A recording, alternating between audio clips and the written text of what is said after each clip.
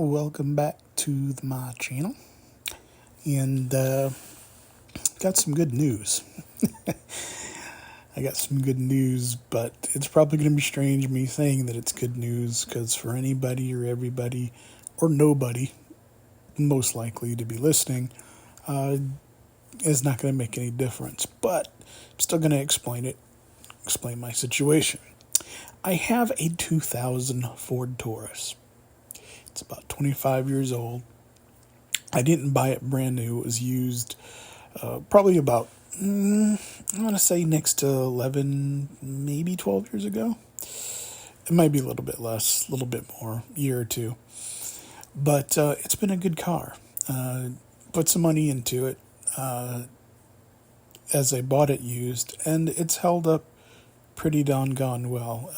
It's been through some things with me, but as a driver, as someone, who's a motorist, I don't really do too much with my car. I really don't. For the most part, I use it for basically errands, getting to and from grocery shopping, taking my mom to doctor's appointments and things like that. So that's what I do. But more recent events have come around. It's got about almost close to about, I think, 170,000 miles on it. And like I said, it's a good car. It's a Ford Taurus, a 2000.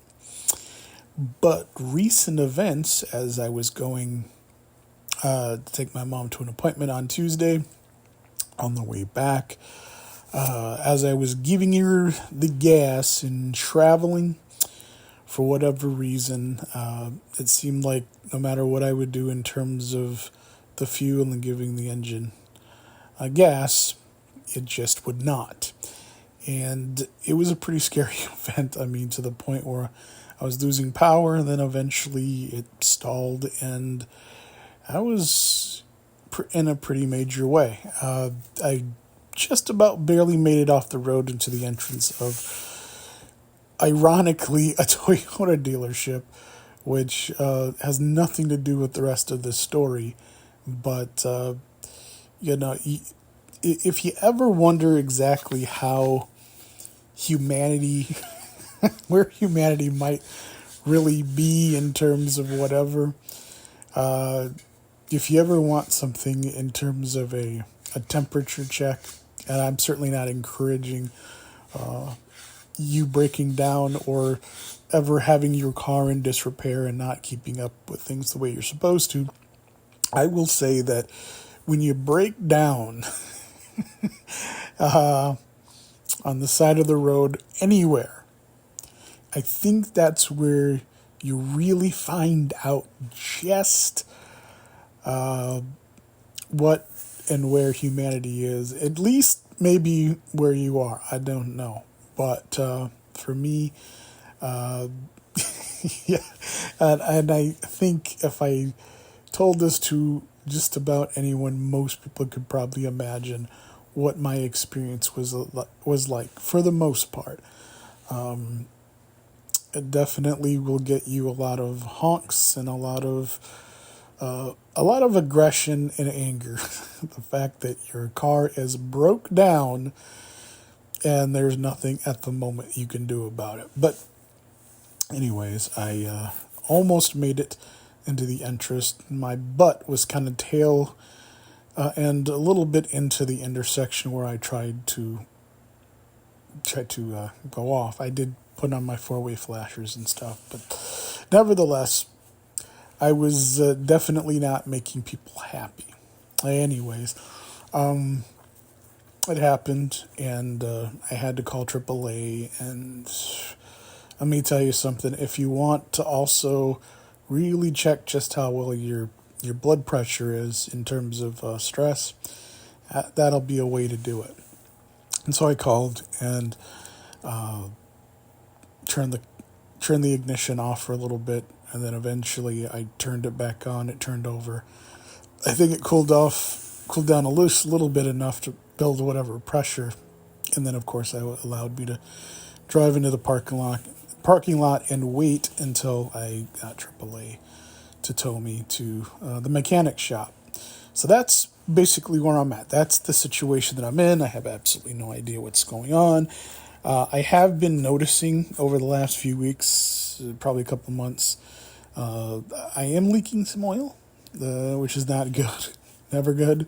But I've got limited funding and resources to, I think we all do what we can, when we can, how we can, as best we can, and that's my story, and I'm sticking to it. But, anyways, that's the mess that I made. That's the mess that I'm in, and so just been kind of waiting since I've been starting this vlog on what the diagnosis is at the mechanic shop, and of course, dealing with distress as I think we all do. If you understand where I'm coming from with this experience, yeah, it's stressful because there's a lot of things that go on in the gears inside your head as far as what will and won't be and what will or will not happen as a result of that.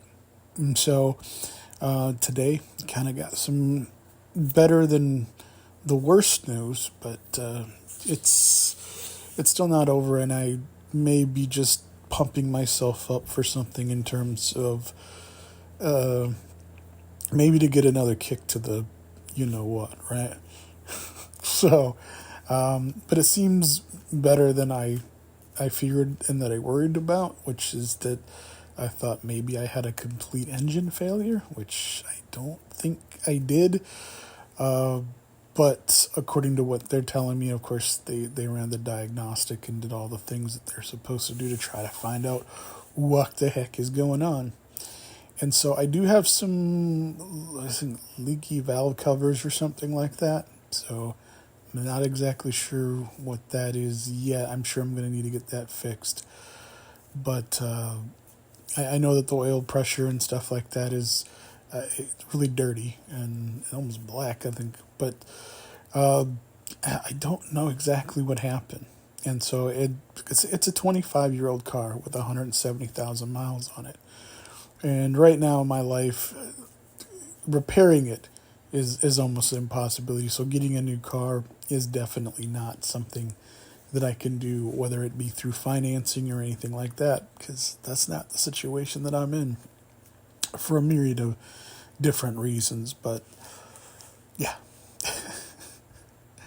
life is a trip. And, these are the things that we deal with. And, like I said, I don't know, with vehicles, cars, and stuff like that, it's just, I don't know. I think it would be nice if there were more resources in terms of having the ability to do more as far as when you do have a breakdown. But that might be a tall order, especially considering in many places people are trying to go to electric, and some people are saying we should phase out cars altogether. I guess that's not to be political, but I'm just saying that's where some people are at. But I think when it comes to living your life daily, cars can really be quite something that you rely on as much as air, breathing, and living. It's a tough thing. So I think I gotta go get something's at the door. So until my next vlog.